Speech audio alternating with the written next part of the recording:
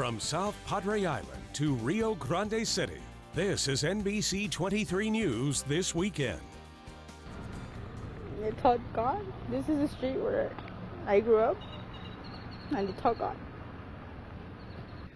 We can rebuild from the property, but obviously loss of life is something that we want to avoid. Well, good evening, Valley, and thank you for joining us on NBC 23 News This Weekend. I'm Adam Cardona. Well, we have a lot to unpack, and we'll get to your forecast in just a bit, but we have team coverage for you this evening on the tornado that touched down in Laguna Heights. Now, right now, we can confirm one person is dead and at least 10 other people were hurt.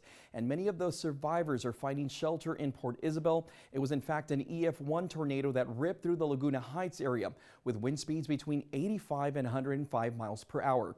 It touched down around 4 a.m. and Cameron County Judge Eddie Trevino confirmed the man killed was crushed by his mobile home.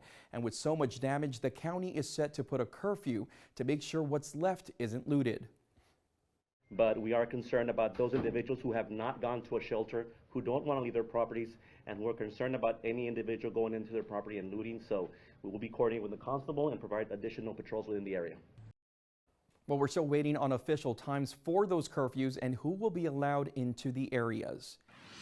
Now, we want to show you the extent of the damage from this tornado. As you can see in this video, piles of debris that include plywood, sheetrock, and twisted metal. Crews and the community have been working around the clock to clean up and clear the area. Some of the homes sustained major damage like this one, which has a huge portion of the second level missing.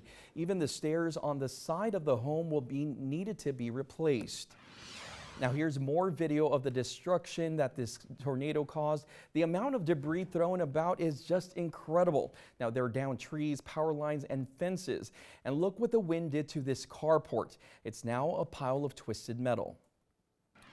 Well, let's bring Chief Meteorologist Freddie Vela into the discussion. Now that we have confirmation that it was an EF1 tornado that touched down, we wanted to give the viewers a better idea of how strong that is.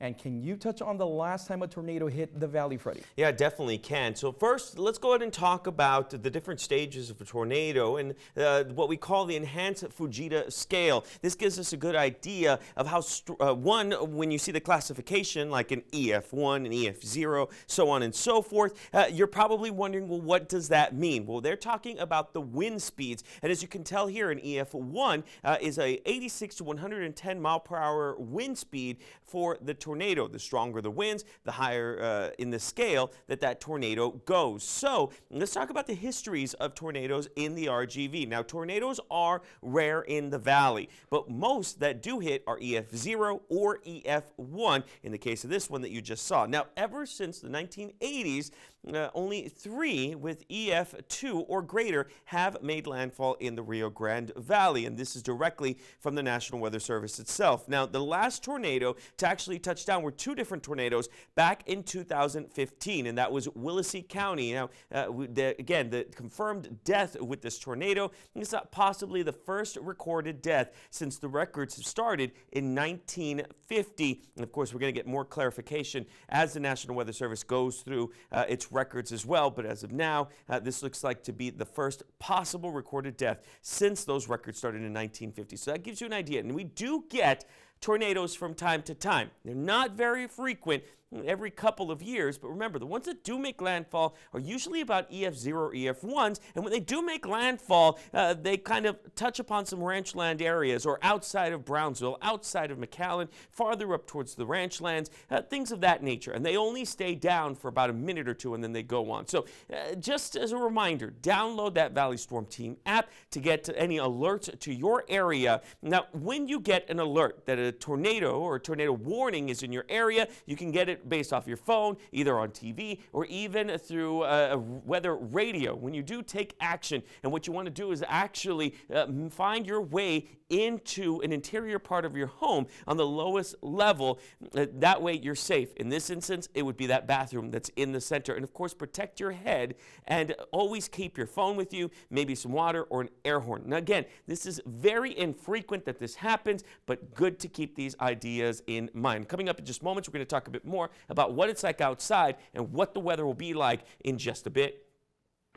Thanks for that explanation and those tips. Now, Cameron County officials are asking residents to report any damages through the Severe Weather Self-Reporting Damage Survey. We have a link to the survey in this story on valleycentral.com. Now, once you click on that link, you can scan the QR code. Residents or businesses reporting damage should click on the ongoing severe weather and flooding event link and complete the survey and upload photos of the damages.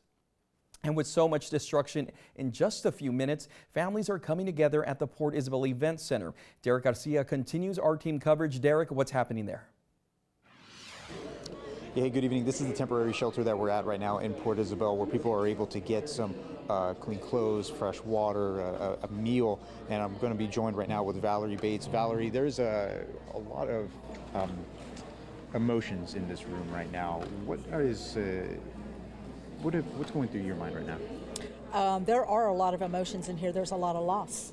Yeah. So folks are here because they've been completely displaced, have lost everything. Some of them, their homes are completely gone.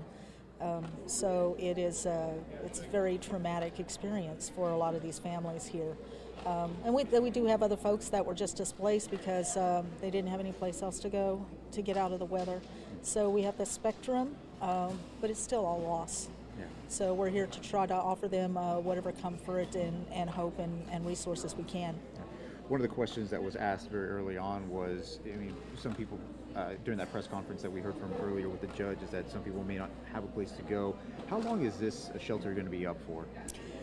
This is going to be open until people do not need it anymore. So we're here to serve the community and what they need in this event. We don't know how long that need is going to go on for.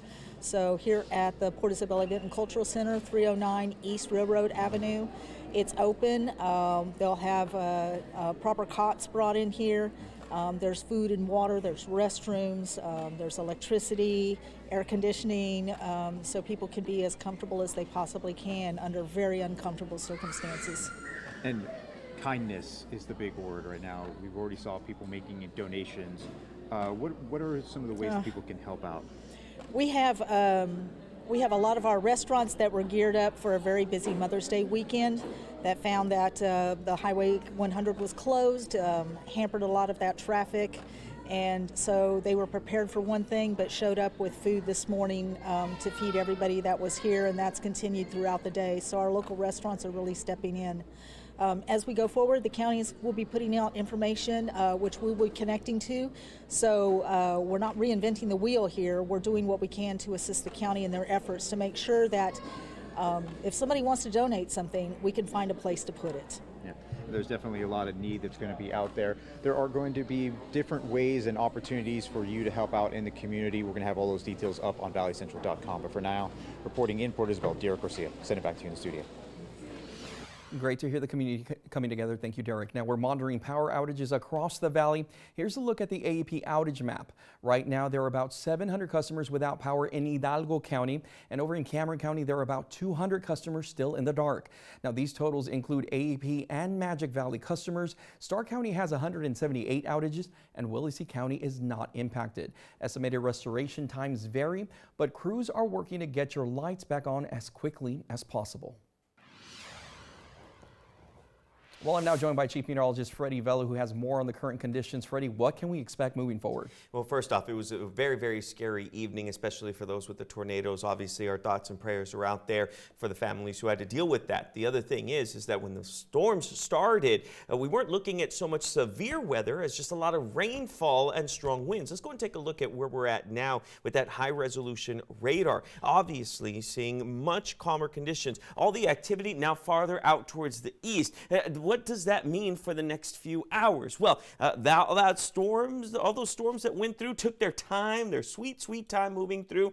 Yeah, that used up a lot of the energy across the valley. And that's why we're at where we're at now, which is calmer conditions. Take a look. This is a live look out of our DHR Health Cam. Temperatures down into the 70s. Took a massive hit today with temperatures because of the cloud coverage, because of the rainfall, all coming through. We still have that aerial flood watch in effect for the entire RGV. And in fact, it has been extended out to 7 p.m. on Sunday for the entire valley because of the possibility of seeing some of that rain really pushing through. So what does that mean? What about the rest of the day today? And what about tomorrow? Well, we're left in the general thunderstorm category, which is kind of like a 0, if you will. If you put marginal at 1, slide at 2, enhanced at 3, and so on and so forth, we're at around that 0. So coming up in moments, we're going to talk a bit more, and I'm going to show you 2 different models, one that shows an active night and one that shows a much quieter night. Adam? Thank you. Well, continuing our team coverage, Brian Svensson has been in Laguna Heights since early this morning. He spoke with residents who were impacted. He joins us live now with more reaction. Brian, what can you tell us? The community is hurting right now, Adam, but they're banding together and they're determined to get through this. The last time we got a tornado warning, we were like, oh, it's not going to hit. Nothing happened. So we thought this time, oh, nothing's going to happen. So we just prepared for just rain, flooding. Residents say they prepare for hurricanes, but tornadoes are so rare in this area, they weren't convinced one would touch down in their neighborhood. I didn't believe it. I honestly didn't believe it. I said, no, there's no way. A representative from the National Weather Service says there was no time between the alerts being sent out and when the tornado struck. The current indication based on the warning time that we have is 0. So it went out at the same time the tornado was touching down. Several homes were destroyed, some even flattened to the ground. In this close-knit community, everyone knows everyone, and this tragedy hits close to home. I mean, it gets too emotional because we know these people, we know everybody. My husband, he grew up here. Many of the homes in the area that weren't destroyed suffered serious damage. There are also many animals that have been displaced by the tornado. Cameron County Judge Eddie Trevino says the county will work with local shelters and organizations to ensure pets also have somewhere to stay. The cleanup effort is already underway, and residents hope it won't be too long before they can pick up the pieces and return home. The Salvation Army and American Red Cross are here providing meals for those affected by the tornadoes. The organizations are located at Van Buren and Highway 100. Brian, thank you. And the severe weather is leading to a lot of cancellations of events. The graduation ceremony for UT-RGV was postponed. Now, the university has not announced a new date just yet. Other events across the RGV canceled or postponed include the City of Alamos Watermelon Festival. The event will now be combined with the city's annual 4th of July Freedom Bash. The Freedom Bash is scheduled for July 3rd. And the South Texas Blaze in the Brush motorcycle event is now set to take place on June 3rd. Now, for a full list of canceled or postponed events, head to our webpage, valleycentral.com. And here are a few more storm shots of the damage in Laguna Heights. We have a gallery on valleycentral.com that you can check out, and you can also stay up to speed on the weather in your area by downloading that Valley Storm Team app. It's a free download in the Google and Apple Play stores. Brain drain, how the constant connection to your cell phone can come at a cost. We'll have tips on disconnecting. That's coming up next after the break. Welcome back. Well, most of us wouldn't leave home without our cell phone, but that constant connection may come at a cost. Brain drain. Well, new research shows the mere presence of our phones, even when it's turned off and we're not looking at it, can be taking up our time and attention, and making it harder to work and even complete tasks. We find that people are sort of unconsciously always attending to the possibility of their phone needing their attention, and the requirement to sort of override that impulse to check and see if you have a notification or sort of prevent yourself from being distracted. Well, researchers say the best thing to do is to carve time out of each day away from your phone. You can do this by setting it aside in a different room. We are taking a look at those rain chances tomorrow. Another chance of seeing a lot of rain. We're going to talk about this and the 2 different options that we could see here coming up. Well, before we go, we want to go back out live to Laguna Heights. This is where we can confirm one person is dead and at least 10 other people were hurt. Survivors are finding shelter in Port Isabel at the event center. Well, it's official. An EF1 tornado ripped through the area with wind speeds between 85 and 105 miles per hour.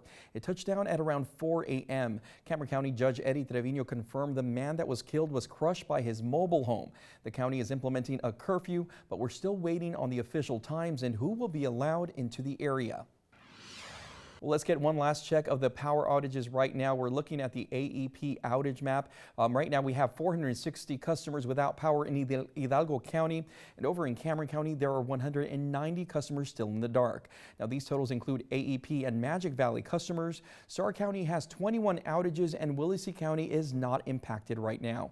Estimated restoration times vary, but crews are working to get your lights back on as quickly as possible.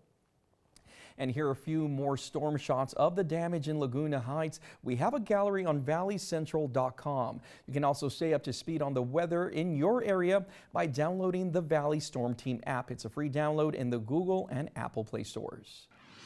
And before we go, we want to take a look right now at your forecasted highs for tomorrow. Just remember, this is just a forecast of temperatures should we not see as much thunderstorm activity, but the possibility is still there. I showed you two models that show the possibility of rain picking up. So just keep an eye out. Could we see the same as overnight last night? It is possible. So we just need to be weather aware. Temperatures could move up into the mid 80s. As we look at your 7-day forecast, keeping that chance of rain extremely active for Sunday and Monday, as we could see showers continuing and thunderstorms possibly even severe for tomorrow. So we're just going to keep an eye on it. Temperatures will start to move back up into the 90s. By the time we get to Friday and into Saturday, we'll finally see rain chances dissipate and we're left with partly cloudy skies. Freddie, thank you. Well, that's going to do it for us this evening. Thank you so much for joining us. Stay safe. We'll see you right back here at 10.